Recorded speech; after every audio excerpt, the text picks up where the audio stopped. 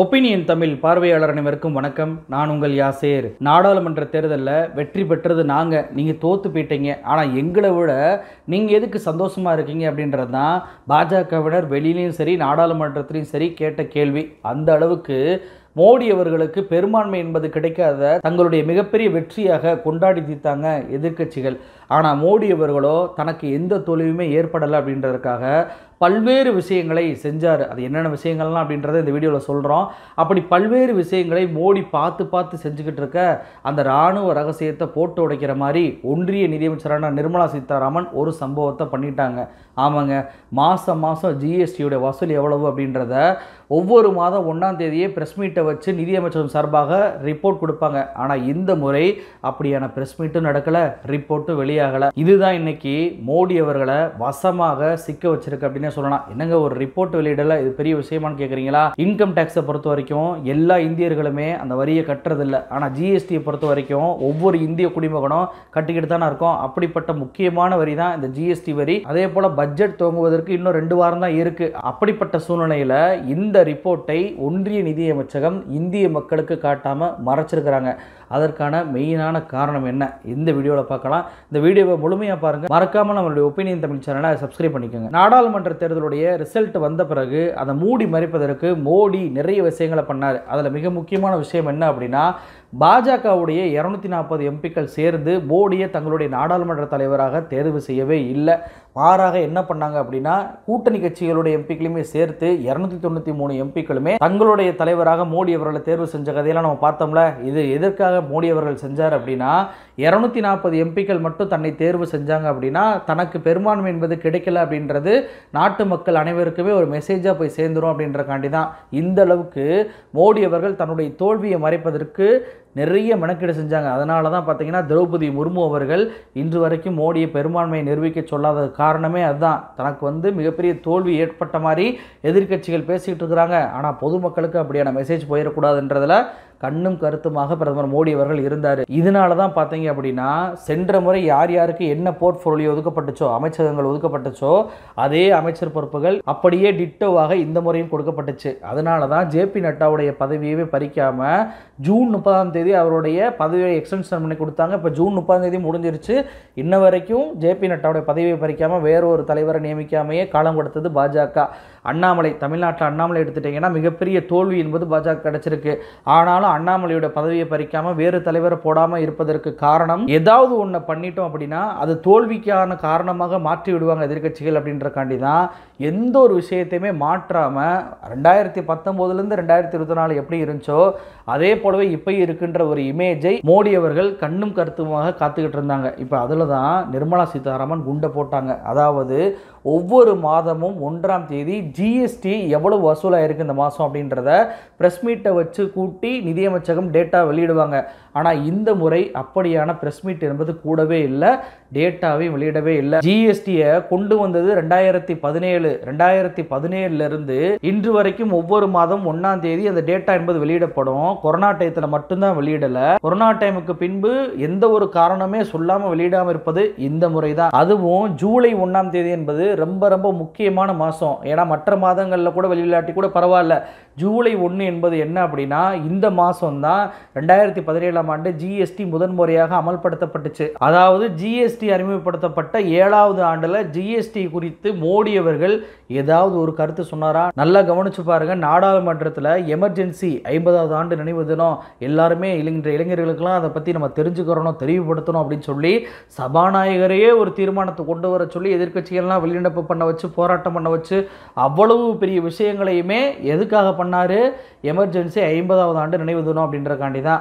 Emergency என்பது இந்திரா காந்தி ஆட்சியில் கொண்டு வரப்பட்டது. அதுக்கே நினைவுபடுத்தி நினைவு தினத்தை அனுசரிக்கக்கூடிய மோடி அவர்கள் தன்னுடைய ஆட்சி காலத்தில் கொண்டு வந்த ஜிஎஸ்டியை 7வது ஆண்டுடைய அடியெடுத்து வைக்கும் போது எந்த கருத்தையும் வெளியிடாமல் இருந்தது. ஏன் தெரியுமா? மக்கள் மன்றத்தில் இந்த ஜிஎஸ்டி என்பது ரொம்பவுமே நம்மளை உறிஞ்சிக்கிட்டு இருக்கிறாங்க ஒன்றிய அரசு, வரி மேலே வரி போட்டு நம்மளுடைய சேமிப்புகள்லாம் உறிஞ்சிக்கிட்டு இருக்கிறாங்கன்ற ஒரு எண்ண ஓட்டம் மக்களுக்கு வந்துருச்சு. அதனால தான் இப்போவும் வந்துக்கிட்டு 1 லட்சம் கோடி 2 லட்சம் கோடின்னு சொல்லி நம்ம வெளியிட்டோம் அப்படின்னா பாருங்கள், நமக்கு விலைவாசி என்பது உயர்ந்துக்கிட்டே போகுது. ஆனால் அந்த ஒன்றிய அரசு எவ்வளவு லட்சம் கோடிகளை ஜிஎஸ்டியை வசூல் பண்ணியிருக்கு அப்படின்ற ஒரு எண்ணம் மக்களுக்கு வந்துடக்கூடாது. வந்துருச்சுன்னா நமக்கு பிரச்சனையாயிரும் அப்படின்றக்காண்டி தான் ஒன்றிய நிதியமைச்சகம் இந்த முறை ப்ரெஸ் மீட்டும் வைக்கல, அந்த டேட்டாவையும் வெளியிடலை. அப்போ மோடி அவர்கள் இவ்வளவு நாட்கள் தன்னுடைய தோல்வியே இல்லாத மாதிரி காட்டிக்கிட்டு இருந்த அந்த பிம்பம் என்பது மோடி அவர்களுக்கு இந்த தேர்தலில் தோல்வியை கொடுத்ததில் ஜிஎஸ்டி முக்கிய பங்காற்றுச்சு அப்படின்றதை உணர்ந்ததால் தான் இன்றைக்கி 1 லட்சம் கோடி 2 லட்சம் கோடின்ற டேட்டாவையே வெளியிடாமல் வச்சுக்கிறாங்க. நான் நல்லா கவனித்து பாருங்களேன், ஒவ்வொரு முறையுமே ஒவ்வொரு மாதமும் என்ன சொல்லுவாங்க, ஜிஎஸ்டி அதாவது 1 லட்சம் கோடி வசூல், 1.5 லட்சம் கோடி வசூல், 2 லட்சம் கோடி வசூல் அப்படின்வாங்க. இதெல்லாம் எதுக்காக சொன்னாங்க அப்படின்னா மோடியோட ஆட்சி காலத்தில் பொருளாதாரத்தில் இந்தியா வேகமாக முன்னேறிட்டு வருது, அதனால தான் இவ்வளவு வருவாய்கள் வரி வருவாயாக நம்ம கிடச்சிக்கிட்டு இருக்கு அப்படின்ற ஒரு எண்ண ஓட்டத்தை உருவாக்க வேண்டும் என்பதற்காக தான் நிர்மலா சீதாராமன் இவ்வளவு நாட்களாக ஒட்டுமொத்த டேட்டாவுமே வெளியிட்டு வந்தாங்க. இதை சுட்டிக்காட்டி தான் முன்னாள் தலைமை பொருளாதார ஆலோசகரான அரவிந்த் சுப்பிரமணியம் தன்னுடைய எக்ஸ் பக்கத்தில் ஒரு பதிவு போடுறாரு. அதாவது ஜிஎஸ்டியை பொறுத்த வரைக்கும் மொத்தமாக வந்த வரி வருவாயை பற்றி பெருமை பேசுவதற்காக இப்படிலாம் வெளியிடாதீங்க, மாநிலங்களுக்கு பிரித்து கொடுத்தது போக உங்கள்கிட்ட என்ன இருக்கோ அதை மட்டும் வெளியிடுங்க அப்படின்னு சொல்லி அன்றைக்கே ஒரு அறிவுரை பண்ணார். ஆனால் அன்றைக்கு அந்த அறிவுரையெல்லாம் தூக்கி போட்டு மிதிச்சுட்டு 2 லட்சம் கோடி 3 லட்சம் கோடி அப்படின்னு சொல்லி வெளியிட்டதற்கான மெயினான காரணம் இந்த மோடி ஆட்சியில் பொருளாதாரம் முன்னேற வேண்டும் என்பதற்காக தான். அன்னைக்கு அவர் சொன்ன போதெல்லாம் கேட்காம மொத்த டேட்டாவே வெளியிட்டு வந்த நிர்மலா சீதாராமன் இன்னைக்கு ஜிஎஸ்டியோட டேட்டாவே மறைச்சதற்கான மெயினான காரணம் மக்கள் மீதான பயம்தான். எதுக்காக இந்த டேட்டாவை மறைக்கணும்? நிர்மலா சீதாராமன் என்ன சொன்னாங்க, நிவாரண நிதியும் போது கூட கையில் காசு கொடுக்காதீங்க, அக்கௌண்ட்டில் வர வைங்க, அக்கௌண்ட்டில் வர வச்சாதான் கணக்கு காமிக்க முடியும் அப்படின்றக்காகலாம் அவ்வளவு தூரத்துக்கு நிவாரண நிதி போடக்கூடிய கணக்கையே கணக்கு காட்டணும்னு சொல்லி கேட்டவங்க தான். அது மட்டுமல்ல, சென்னை வெள்ள நிவாரண பணிகளுக்கு ஒதுக்குன இந்த 4000 கோடி கணக்கு காமிங்க அப்படின்னு சொல்லி பிரஸ் மீட்லேயே நிர்மலா சீதாராமன் கேட்டாங்களா இல்லையா? இப்படியெல்லாம் கணக்கு கேட்ட நிர்மலா சீதாராமன் இன்னைக்கு ஜிஎஸ்டி கணக்கை மறுப்பது ஏன்? இது மட்டுமா, திரிணாமுல் காங்கிரஸ் கட்சியை சேர்ந்த எம்பியான சாகேத் கோகலே இவர் தங்களுடைய மாநிலத்துக்கு நீங்கள் ஜிஎஸ்டி நிலுவைத் தொகையை தரமாட்டீங்க, இது மாதிரி எத்தனை மாநிலங்களுக்கு நீங்கள் நிறுத்தி வச்சிருக்கீங்க அப்படின்னு சொல்லி டிசம்பர் 2023 நாடாளுமன்றத்தில் ராஜ்யசபாவில் வச்சு கேள்வி கேட்கிறாரு. அதுக்கு நிர்மலா சீதாராமன் என்ன தெரியுமா பதில் சொன்னாங்க, ஜிஎஸ்டி நிலுவைத் தொகை உங்களுக்கு தரணும் அப்படின்னா நீங்கள் வந்து ஏஜியோடைய ரிப்போர்ட் தரணும், ஒவ்வொரு மாநிலமுமே அக்கௌண்டன்டோடைய ரிப்போர்ட்டை நீங்கள் சப்மிட் பண்ணால் மட்டும்தான் உங்களுடைய நிலுவைத் தொகையை நாங்கள் ரிலீஸ் பண்ண முடியும், அப்படி நீங்கள் தராத பட்சத்தில் எங்களால் நிலுவைத் தொகையை தர முடியாது, இது வந்து பெண்டிங் வச்சிருக்கோம் அப்படின்லாம் நீங்கள் வார்த்தையை பயன்படுத்தக்கூடாது, அதெல்லாம் தப்பான வார்த்தை அப்படின்னு சொல்லி மாநிலங்கள் ஏஜி ரிப்போர்ட்டை தரலன்றதுக்காகவே ஜிஎஸ்டி டியூவை கிளியர் பண்ணாமல் இருந்தவங்க தானே நீங்கள். அப்போ ஏஜி ரிப்போர்ட்டுக்கே நீங்கள் அவ்வளோ பேச்சு பேசுனீங்களே, இன்னைக்கு ஜிஎஸ்டி ரிப்போர்ட்டை நீங்கள் மறைச்சிருக்கீங்களே, இதுக்கு என்ன பதில் சொல்ல போகிறீங்க? ஏன் இந்த ஒன்றிய நிதியமைச்சர் நிர்மலா சீதாராமன் இந்த முறை இந்த டேட்டா வெளியிடலை அப்படின்னு சொல்லி இந்த பிரிண்ட் அப்படின்ற ஊடகம் இந்த ஒன்றிய நிதியமைச்சகத்துக்கு மெயில் அனுப்பியிருக்கிறாங்க. அந்த மெயிலுக்கு இது வரைக்கும் பதிலே கொடுக்கலங்க. அதுபோக வேறு சில அதிகாரிகளுக்கு தொடர்பு கொண்டு என்ன காரணம்னு சொல்லி தெரிஞ்சுக்கிறலாம்னு சொல்லி கேட்கும்போது அந்த அதிகாரிகள்லாம் நேரமாக சொல்லிக்கிறாங்க, தயவு செஞ்சு எங்கள் பேரை எதுவும் போட்டுறாதீங்க, நிதியமைச்சகத்தின் சார்பாக யாருக்குமே ப்ரெஸ் மீட் என்பது கொடுக்கக்கூடாது, அதுவும் பட்ஜெட் முடிகிற வரைக்கும் யாருக்கும் ப்ரெஸ் மீட் கொடுத்துடக்கூடாதுன்ற ஒரு கட்டளையை போட்டுக்கிறாங்க அப்படின்ற வார்த்தையை பயன்படுத்திக்கிட்டு ஒரு அதிகாரி சொல்கிறாரு. என்ன சொல்கிறாரு அப்படின்னா, ஜூன் 2024 எவ்வளோ தெரியுமா ஜிஎஸ்டி வசூலாயிருக்கு? 1.74 லட்சம் கோடி வசூலாயிருக்கு. இது சென்ற ஆண்டு அதாவது 2023 ஜூனை விட 7.7% அதிகம். இந்த மாதம் ஏப்ரலில் ஏற்கனவே 2 லட்சம் கோடி வசூலாயிருக்கு. இப்போ மே மாதம் ஒரு 1.73 லட்சம் கோடி, ஜூன் மாதமும் ஒரு 1.73 லட்சம் கோடி. ஆக மொத்தத்தில் இந்த மாதம் மட்டும் ஆவரேஜாக 1.86 லட்சம் கோடி ரூபாய் என்பது ஜிஎஸ்டியில் வசூலாயிருக்கு. இது ஜிஎஸ்டி அறிமுகப்படுத்தினாங்க தெரியுமா 7 வருஷத்துக்கு முன்னாடி, அதுலேருந்து அதிகமான வரி வசூல் அப்படின்ற ஒரு பட்டியலை சொல்லியிருக்கிறாரு. நிதியாண்டு 2023 நிதியாண்டில் ஜிஎஸ்டி வரியாக 1.51 லட்சம் கோடி வசூலாயிருக்கு. அதே போல் 2024 நிதியாண்டில் பார்த்தீங்கன்னா 1.68 லட்சம் கோடி வசூலாயிருக்கு. இப்போ இந்த 3 மாதத்தில் மட்டும் ஆவரேஜ் பண்ணதில் 2025 நிதியாண்டில் 1.86 லட்சம் கோடி என்பது ஜிஎஸ்டி வரியாக மட்டும் வசூலாயிருக்கு. அப்போ எந்த அளவுக்கு ஒன்றிய அரசு வரி மூலமாக மக்களை சுரண்டிக்கிட்டு இருக்காங்கன்னு சொல்லி பாருங்க. இதைத்தான் ஒரு அதிகாரி பிரிண்ட் ஊடகத்துக்கு சுட்டி காட்டுறாரு. என்ன சொல்றாங்க அப்படின்னா, ஜிஎஸ்டி தொகையெல்லாம் பார்த்து மக்கள் பீதி அடைகிறாங்க, எங்களை ஒன்றிய அரசு உறிஞ்சிக்கிட்டு இருக்கு அப்படின்னு சொல்லி நினைக்கிறாங்க அப்படின்னு சொல்லி தன்னுடைய ஸ்டேட்மெண்ட்ல கொடுத்துருக்கிறாரு. இன்னொரு அதிகாரி என்ன சொல்லிடுறாரு, ஜிஎஸ்டி வரி வசூலை நாங்கள் மறைக்கணும்னு நினைக்கல, முரசு கொட்டி தம்பட்டை அடிச்சு வெளியே சொல்ல வேணாம்னு நினைக்கிறோம் அப்படின்னு சொல்லி தன்னுடைய ஸ்டேட்மெண்ட்டை கொடுத்துருக்கிறாரு. அப்போ ஒரு விஷயத்தை நல்லா கவனிச்சு பாருங்க, மாதம் மாதம் ஜிஎஸ்டி வரி வசூல் எவ்வளவு ஆனது அப்படின்ற தொகையை ஒவ்வொரு முறையும் பிரஸ் மீட் வச்சு சொல்லிக்கிட்டு இருந்த இந்த நிதியமைச்சகம் திடீரென இந்த மாதம் முதல் அந்த ரிப்போர்ட்டை வெளியிடாம இருப்பதற்கான மெயின் காரணம் மக்கள் மீதான பயம். எங்களை உறிஞ்சுறாங்கன்ற மக்களுக்கு விழிப்புணர்வு வந்துருச்சு, அதனால தான் இந்த முறை நாங்கள் தோத்து போயிட்டோம் அப்படின்ற ஒரு எண்ண ஓட்டம் மோடி அரசுக்கு வந்திருக்கு. இந்த எண்ண ஓட்டம் மெயினாக வருவதற்கான மெயின் காரணம் யார் தெரியுமா? ராகுல் காந்தி தான். ராகுல் காந்தி அவர்கள் வட இந்தியா முழுக்க பிரச்சாரத்தில் மெயினாக சொன்னது, தன்னுடைய வாக்குறுதியை மெயினாக சொன்னது என்ன அப்படின்னா, இந்த ஒன்றிய அரசை பொறுத்த வரைக்கும் ஜிஎஸ்டியை தவறான முறையில் கொண்டு வந்துட்டாங்க, 5 ஸ்லாப்பாக கொண்டு வந்துருக்கிறாங்க. அதாவது 8%, 10%, 12%, 18% இப்படிலாம் இருக்குல்ல, இப்படி ஒரு 5% கொண்டு வந்துருக்கிறாங்க. நாங்கள் ஒரே சதவீதமாக கொண்டு வருவோம், அதையும் கம்மியான சதவீதமாக கொண்டு வருவோம், ஜிஎஸ்டியவே நான் கம்ப்ளீட்டாக மாற்றி வைப்பேன்.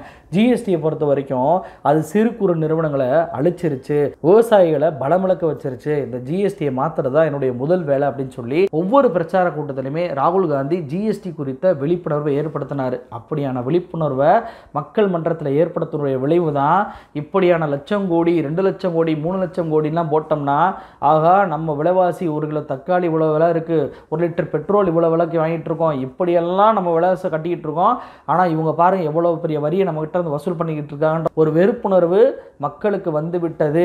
இன்னமும் அந்த டேட்டா வெளியிட்டோம்னா இன்னமும் அதிகமாகும் அப்படின்ற பயத்தில் தான் ஒன்றிய நிதியமைச்சகம் இன்னைக்கு அப்படியே பின்வாங்கி இருக்கிறாங்க. ஜிஎஸ்டி ஏழைகளோட வரி சுமையை குறைச்சிருக்கு அப்படின்னு சொல்லி நிர்மலா சீதாராமன் ஜிஎஸ்டியை புகழ்ந்து பேசினவங்க தான். அதே போல் மோடி அவர்களோ ஜிஎஸ்டியை பொறுத்த வரைக்கும் அது வந்த பிறகு தான் வீட்டு உபயோக பொருட்கள்லாம் விலை குறைஞ்சு போயிருச்சான். இதன் மூலம் ஏழைகளோட சேமிப்பு என்பது அதிகமாக இருக்கான். அதாவது 50 வருடங்களில் இல்லாத அளவுக்கு சேமிப்பு என்பது இந்தியர்களிடம் குறைஞ்சு போச்சு அப்படின்றதான் ரிப்போர்ட்டு. ஆனால் மோடி என்ன தெரியுமா சொல்கிறாரு, ஜிஎஸ்டி வந்த பிறகு தான் இன்னைக்கு வீட்டு உபயோக பொருட்கள் குறைஞ்சு போச்சான். அதாவது எல்லா விலையும் வீட்டு உபயோக பொருள்லாம் குறைஞ்சு போச்சு, உங்கள்கிட்ட இருக்க சேமிப்பும் அதிகமாயிருச்சு அப்படின்னு சொல்லி நம்மக்கிட்டே சொல்கிறாரு. இப்படியெல்லாம் புகழ்ந்து பேசிய நிர்மலா சீதாராமனும் மோடி அவர்களும் ஜூலை 1ஆம் தேதி ஏன் இது பற்றி வாய் திறக்கவே இல்லை? அப்போ இயல்பாகவே இத்தனை நாட்கள் மோடி அவர்கள் கட்டி காத்து வந்த அந்த ரகசியம் தோல்வி எனக்கு கிடைக்கவே இல்லை. நான் பாருங்கள், என்னோட ஆட்சியில் முதல்ல யார் யாரெல்லாம் அதிகாரிகளாக இருந்தாங்களோ, யார் யாரெல்லாம் அமைச்சராக இருந்தாங்களோ, அவங்க தான் இந்த முறையும் அதிகாரிகள் அமைச்சர்களாக இருக்காங்க, எந்த ஒரு மாற்றமே இல்லாமல் அரசு அது பாட்டுக்கு தான் இருக்குது அப்படின்ற ஒரு எண்ண ஓட்டத்தை உருவாக்க நினைச்சிங்கல்ல. இன்னைக்கு அந்த எண்ண ஓட்டத்தை நீங்களே அந்த ஜிஎஸ்டி வரி வசூலை எவ்வளவுன்றதை வெளியிடாமல் வச்சே காட்டி கொடுத்துட்டீங்க. இன்னைக்கு உங்களுடைய தோல்வியை ஜிஎஸ்டி மாச வசூலே அம்பலப்படுத்தியிருக்கு. இந்த பாஜகவை நல்லா கவனிச்சிங்கன்னா தெரியும், எதற்கு எடுத்தாலுமே நாங்கள் வெளிப்படைத்தன்மைக்காக தான் கொண்டு வந்திருக்கோம், ஊழல் ஒழிப்பதற்காக கொண்டு வந்திருக்கோம் சொல்லலாம் திரும்ப சொல்லுவாங்க. ஏன்னா நீங்கள் பிஎம் கேர்ஸ் எடுத்துக்கோங்க, வெளிப்படைத்தன்மைக்காக கொண்டு வந்திருக்கோன்னுவாங்க. அதே போல் எலக்ட்ரோ பாண்ட் எடுத்துக்கோங்க, வெளிப்படைத்தன்மைக்காக கொண்டு வந்திருக்கோன்றாங்க. ஆனால் அந்த ரெண்டையுமே பார்த்தீங்கன்னா அந்த பணத்தை எவ்வளோ வந்துச்சு, எவ்வளோ செலவு பண்ணியிருக்கிறீங்க, யாரெல்லாம் உங்களுக்கு கொடுத்தாங்கன்ற எந்த டேட்டாவுமே வெளியிடவே மாட்டாங்க. அப்போ இவங்க பண்ணக்கூடிய எல்லா வேலையுமே பார்த்தீங்கன்னா அமித்ஷா பாஷையில் சொல்லணும்னா ஜும்லாவாக தான் இருக்குது. அப்போ மக்களிடம் ராகுல் காந்தி அவர்கள் ஏற்படுத்திய இந்த விழிப்புணர்வு என்பது மோடி அரசையே ஒரு அறிக்கையவே வெளியிடாமல் பின்வாங்க வச்சிருக்கு அப்படின்றதான் இதன் மூலமாக நம்மளால் தெரிஞ்சுக்கிற முடியுது. இன்னமும் என்னெல்லாம் மறைக்க போகிறாங்க அப்படின்றத பொறுத்திருந்து பார்க்கலாம். நன்றி.